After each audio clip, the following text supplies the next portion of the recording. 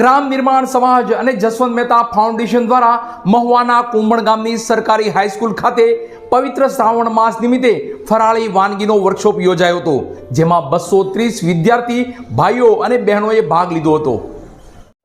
ગ્રામ નિર્માણ સમાજ અને જસવંત મહેતા ફાઉન્ડેશન દ્વારા કુંભણની સરકારી હાઈસ્કૂલ ખાતે ફરાળી વાનગીનો વર્કશોપનું સુંદર આયોજન કરવામાં આવ્યું હતું.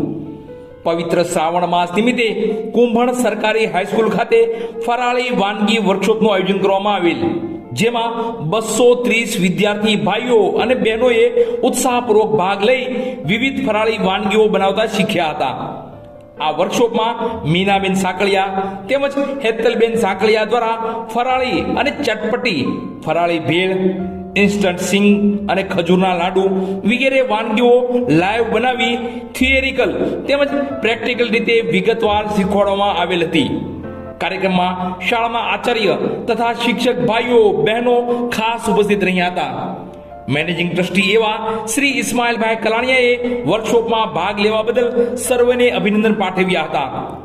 આ સમગ્ર કાર્યક્રમનું આયોજન તેમજ વ્યવસ્થા મીનાબેન સાંકળિયા તેમજ હેતલબેન સાંકળિયાએ કરી હતી, તો સહાયક તરીકે શોભનાબેન સોલંકી અને સોનલબેન પણ રહ્યા હતા.